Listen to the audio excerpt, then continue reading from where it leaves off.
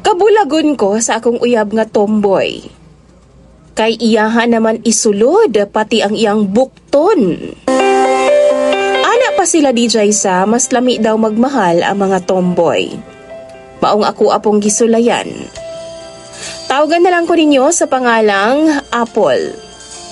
31 years old ko o doon na ako'y duha ka mga anak. Isa pod ko sa mga gibinuangan o gibiktima sa mga walay klarong lalaki.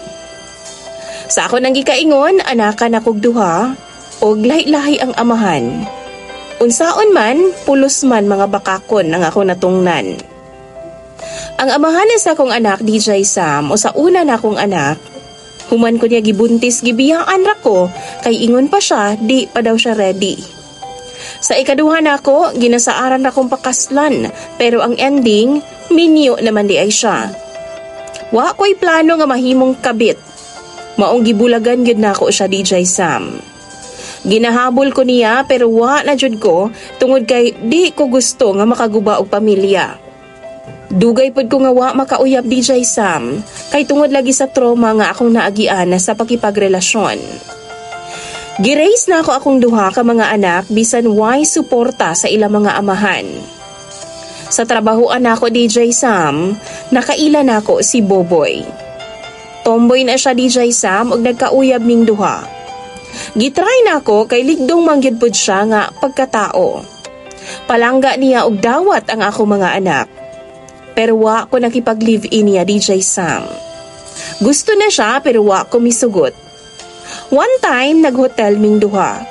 Kana bitawng nangita gyud siya pamaagi nga naay mahitabo sa amo ang duha, DJ Sam. Tuod man, naagyod. Maayo siya mo romansa sa kama, DJ Sam. Satisfy ko diha. Pero ang lain lang, kay murag halos kuuto naman niya pati ang akong atay.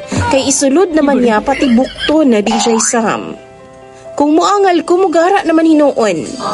Human na mog loving-loving, DJ Sam, ug human siya masatisfy. Mura jud kog nakuhaan, nga muragi ka na cesarean. Sakit. Kabaw mo, gusto na po siyang muusab, DJ Sam, pero di na ko ganahan. Kay kung ana naman lang, ako na lang siyang bulagan. Pero ang kalain lang, kay kung ako daw siyang bulagan, DJ Sam, muambak daw siya sa building. Magpakamatay daw siya. Naglibog ko unsay buhaton ako karon, DJ Sam. Please lang, tambagi ko ninyo sa imong mga viewers. Imong sender, Apple.